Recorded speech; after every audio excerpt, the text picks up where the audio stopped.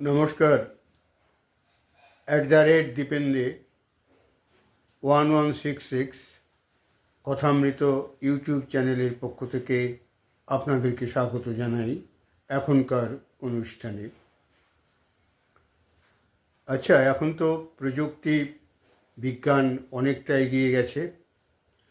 যদি এমন হতো আমরা পৃথিবীর সমস্ত শব্দগুলোকে নিশ্চুপ করিয়ে দিতে পারতাম, সব স্থির নিস্পন্দ নিশ্চুপ, এবং এটা নিশ্চুপ করিয়ে দিয়ে প্রত্যেক মানুষের মনে যে শব্দগুলো উচ্চারিত হচ্ছে সেই শব্দগুলোকে আমরা সবার সামনে তুলে আনতে পারতাম, তাহলে কিন্তু একটি শব্দের গুঞ্জন চারদিকে ছড়িয়ে পড়ত।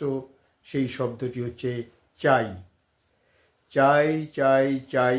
এই চাই চাই শব্দ দিয়ে আমাদের প্রত্যেকের মনের ভেতরের যে বাসনা ইচ্ছা সেগুলো প্রকাশ হতো, এবং সারা পৃথিবী জুড়ে এই চাই চাই চাই শব্দটা ধ্বনিত প্রতিধ্বনিত হতে থাকত।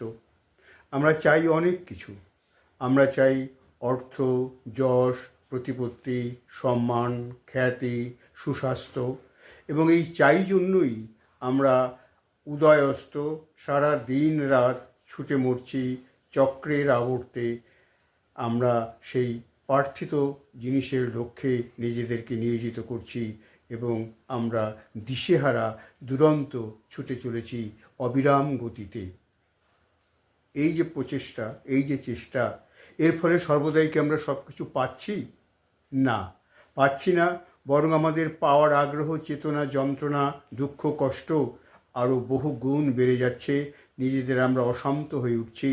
আমরা চারদিকে এই অশান্তি, বিরক্তি আমরা ছড়িয়ে দিচ্ছি এই সমাজের মধ্যে, এবং সেভাবেই সমাজে অশান্তি, বিরক্তি চারদিকে ছড়িয়ে পড়েছে, যার অংশীদার আমরা প্রত্যেকে, যার জন্য দায়ী আমরা সবাই।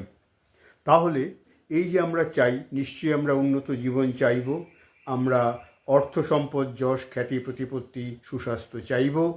যদি চাই, তাহলে কেন আমাদের সবসময় প্রাপ্তিগুলো যথাযথ হচ্ছে না? হচ্ছে না ওই জন্যেই আমরা নিজেরাই ঠিক জানি না যে আমরা কি চাই, কতটুকু চাই। যেমন কোনো ছাত্র পরীক্ষায় পাশ করার পর, যারা মাধ্যমিক, উচ্চ মাধ্যমিক পাশ করেছে, তাদের যদি জিজ্ঞাসা করা হয় যে তোমার পরবর্তী পরিকল্পনা কী, পড়াশুনো কোন বিষয় নিয়ে করবে, বেশিরভাগ ক্ষেত্রে দেখা যাবে আচ্ছা দেখি, এটা ভাববো, এটা না হলে এটা ভাববো, ওই কলেজ যাব, এই ভোকেশনালে যাব, এই রকম নানান রকম চিন্তা ভাবনা তাদের মধ্যে খেলা করছে। তারা সঠিক কোনো সিদ্ধান্ত কিন্তু বলতে পারছে না। দু একজন